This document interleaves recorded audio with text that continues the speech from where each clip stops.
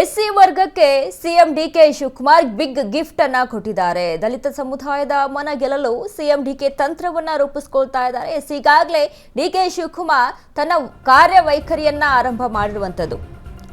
ರಾಜಕೀಯವಾಗಿ ಗುರುತಿಸಿಕೊಳ್ಳಬೇಕು, ಇನ್ನು ಹೊಸ ಸಿಎಂ ಆಗಿ ಏನು ಮಾಡಿದ್ರು ಅನ್ನುವಂತ ನಿಟ್ಟಿನಲ್ಲಿ ಕೆಲವೊಂದು ಬದಲಾವಣೆಗಳನ್ನು ನಡೆಸ್ತಾ ಇದ್ದಾರೆ. ಇನ್ನು ದಲಿತ ಸಮುದಾಯಕ್ಕೆ ಮನ ಗೆಲ್ಲಲು ಸಿಎಂ ಡಿಕೆ ರಣತಂತ್ರ. ಆರಂಭದಲ್ಲಿ ದಲಿತ ಸಮುದಾಯದ ಮೇಲೆ ಡಿಕೆ ಕಣ್ಣನ್ನ ಇಟ್ಟಿದ್ದಾರೆ. ಎಸ್ಸಿ ನಿರುದ್ಯೋಗಿಗಳಿಗೆ ಸ್ವಯಂ ಉದ್ಯೋಗದ ಉಡುಗೊರೆಯನ್ನ ಕೊಟ್ಟಿದ್ದಾರೆ ಡಿಕೆ ಶಿವಕುಮಾರ್. ಡಾಕ್ಟರ್ ಬಿಆರ್ ಅಂಬೇಡ್ಕರ್ ನಿಗಮದಿಂದ ಫಾಸ್ಟ್ ಫುಡ್ ಟ್ರಕ್,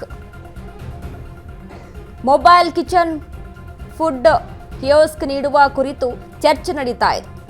ಸಂಪುಟ ಸಭೆಯಲ್ಲಿ ಹೊರಬೀಳಲಿದೆ ಮಹತ್ವದ ನಿರ್ಣಯ.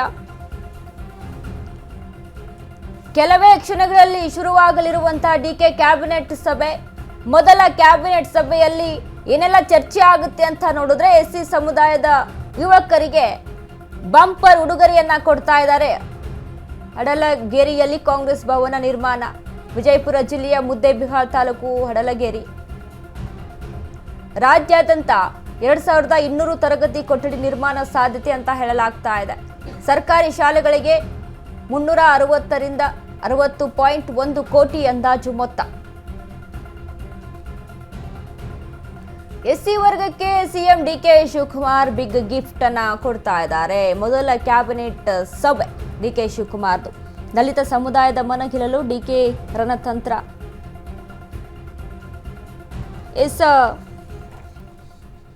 ಬಡವರ ಸರ್ಕಾರ, ದಲಿತರ ಪರ ಇರುವಂತಹ ಸರ್ಕಾರ ಅಂತ ಈಗಾಗಲೇ ಕಾಂಗ್ರೆಸ್ಗೆ ಒಂದಿಷ್ಟು ಮಾತುಗಳಿದೆ. ಯಾಕಂದರೆ ಸಿದ್ದರಾಮಯ್ಯ ಅವರು ಮಾಡಿರುವಂಥ ಒಂದಿಷ್ಟು ಅಭಿವೃದ್ಧಿ ಕಾರ್ಯಗಳು, ಇನ್ನು ದಲಿತ ಸಮುದಾಯಕ್ಕೆ ಕೊಟ್ಟಂತ ಒಂದಿಷ್ಟು ಯೋಜನೆಗಳಾಗಿರ್ಬೋದು.